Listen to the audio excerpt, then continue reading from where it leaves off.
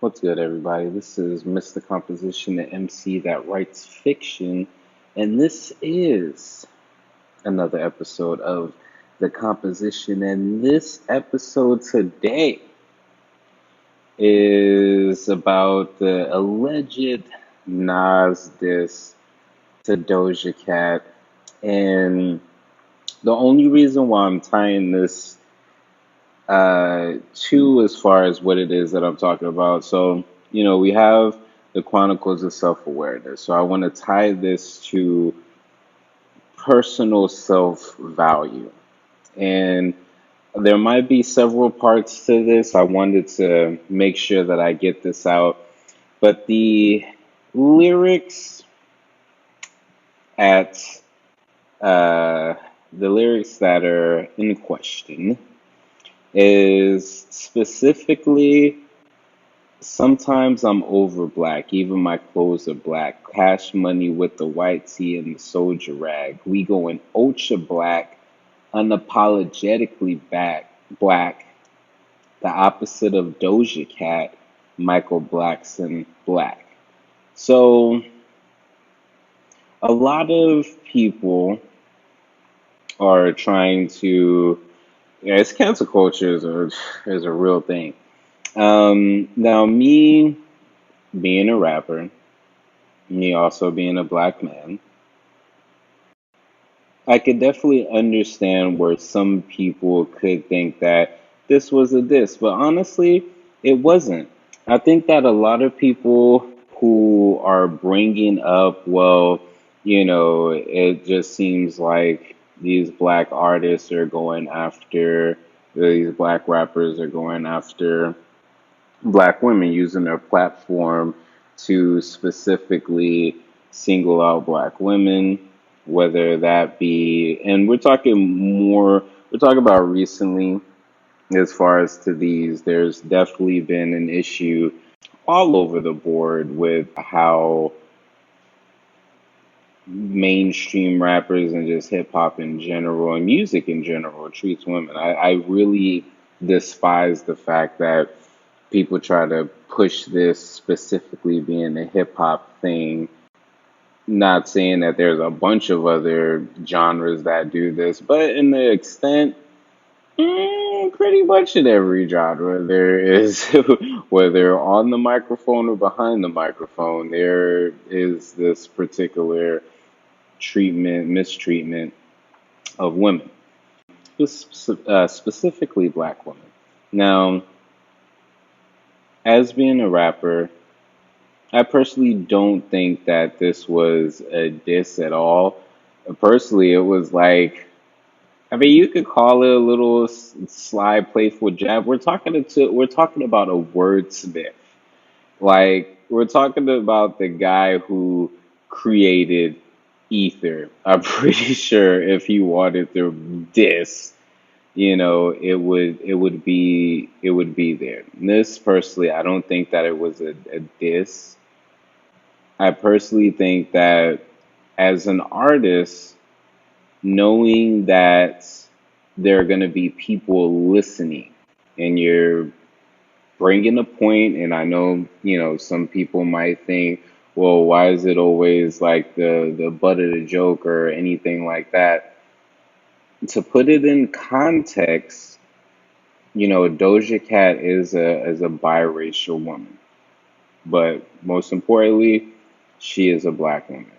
Now, recently, and why this is coming together, because we don't know exactly when he wrote this. It is brand new, but we don't know exactly when it was written, but we can say within the last couple of months. Doja Cat has been coming under, I wouldn't say fire, but she's been making rounds, socially and things like that for old videos that popped up, and even some of the things recently, that she said that she did later clarify and apologize about. But, there was a big issue as far as people feeling like there was a lot of self hatred to her black side. And whether that be her curls or her preference of men or perceived preference of men.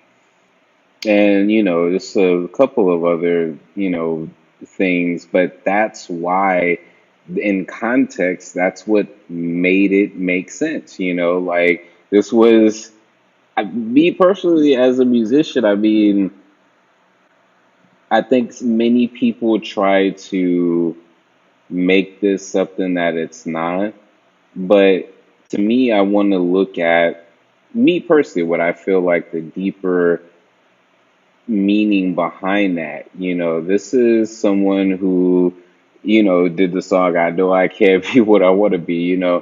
I'm not, I think that some people, not all people, but I think that sometimes us as men, or even just us as fans, we sometimes can downplay a lot of toxic behavior, you know. And this is what I want to bring up, the value aspect of things. I mean, you can look at it in whatever different way that you want to, but if you're biracial or part whatever, you know, embrace that. I think that colorism, and I think that this is an issue that many, not just biracial women, but biracial men go through as far as in their different endeavors. And I don't personally know what Doja Cat has personally gone through or how she personally feels.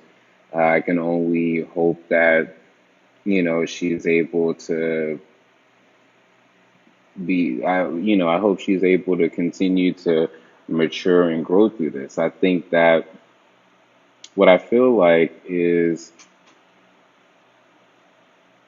we're watching so many people mature right in front of our eyes. And I think that we can hold particular expectations on both sides in a completely ridiculous way. And I know cancel culture has gotten like completely on some other things. And I think that it has partial to do with the pandemic. Some people have more time on their hands and people are frustrated, so they're kind of voicing everything. And me personally speaking on this, and you might have noticed on several other videos that I seem to be talking about more popular things, as far as not more popular things, but just pop culture type of things. But ultimately, it still doubles back as far as to me personally. I am a rapper, I'm a musician. So whether I'm doing stuff about, the whole issue with Lady A and Lady Antebellum, or, talking about, these musicians, me personally, I feel like, why not? For a while, I would think, who am I to really say anything or have my opinion? But I think that if people are currently going to react and have opinions in general, I just want to give a different perspective. Like I said, I personally didn't see it as a diss. What I think is that like I said, there's a certain value issue. And yeah, and I think that I don't know what it is for everybody, but personally, I don't see a lot of male cheerleaders, for their women. I'm not saying that they don't exist, but pretty much the only example I can pretty much think of right now is Papoose with Remy Ma. Like I said, I know that they're out there, but as far as what was shown to, as far as black families and different things like that, like I said, that's the closest that I've seen. this might be a different video because I know that it's kind of not that it's going all over the place, but I feel like this can open up a broader topic. But on the topic of value, this is something that not just Doja Cat or anyone who's biracial, just any, like, even just being plain old black or plain old white or plain old anything. It's 2020. It's just all like, I don't know. It seems like no matter what color you are, you got some type of, you know, whatever stigma, to you in some type of way. I want to just say all of that to say, like, you are valuable, not based on your color, based on how much money you make, based on your career, based on any of those different things. You are valuable. I know it's weird. It's weird. Like I'm 29. I'll be 30 in January. It's really weird. We haven't had a period of time where you're getting little kids, preteens, teenagers, 20s, 30s, 40s, all different intersections of life, all in one bout. And everybody from all different age range has something to say on what's right, what's not, what we should or should not be doing. And honestly, it is causing some real issues and anxiety, especially for people who are younger, who, for one, are just having fun. Not to say like, oh, not to say that any type of toxic behavior, anything like that, should be fun or whatever, but it's just like realistically, you're in your 20s trying to figure it out. You're in your 30s trying to figure out. And on top of that, add a little fave and everything like that. Like I said, it's a really weird time, but within that, being able to find self value, value in self, value in what it is that you can, not necessarily for what you can do for other people, but just how you're living your life to be the best you. And that takes time.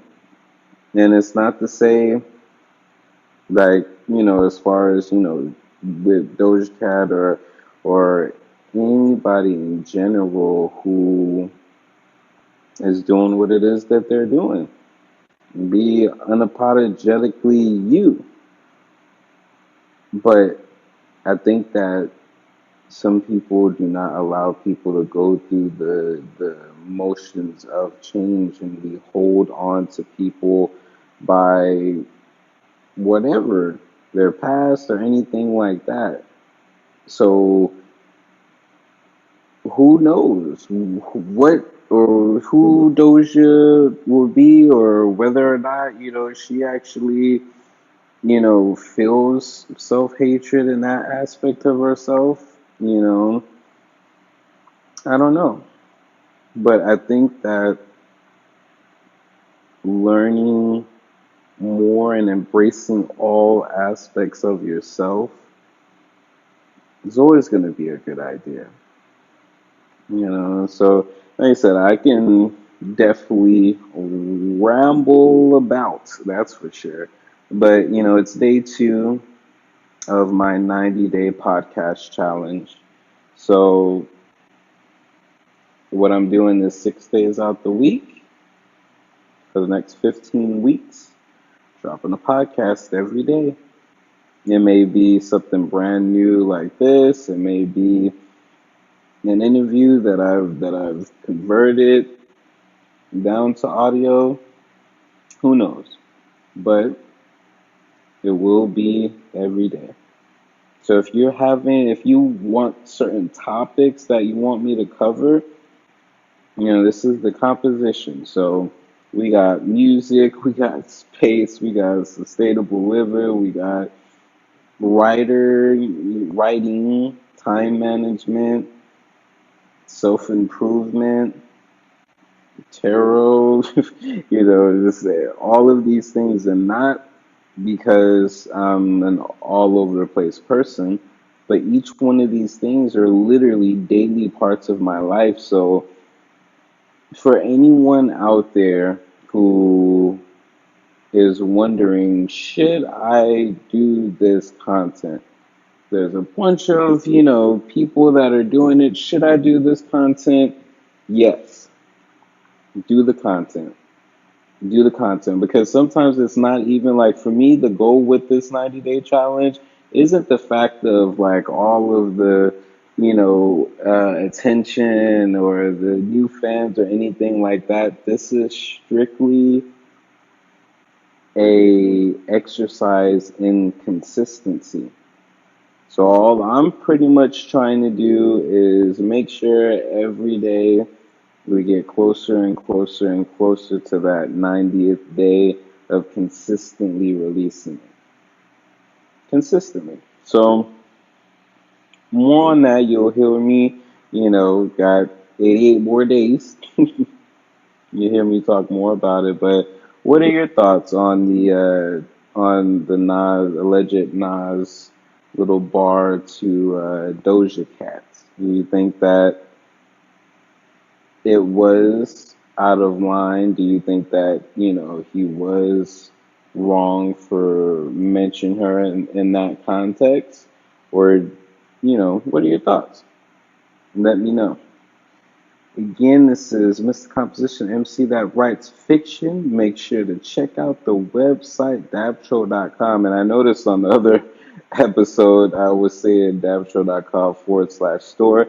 It's actually /shop. So DAVTROLL.com/shop. SHOP. And you're going to find everything from the services to the products to the merch that I have. If you want to drop support, there's going to be ways on there and ways in the description on how to do that. And I appreciate it. So thank y'all so much for tuning in. Again, my name is Mr. Composition. Peace.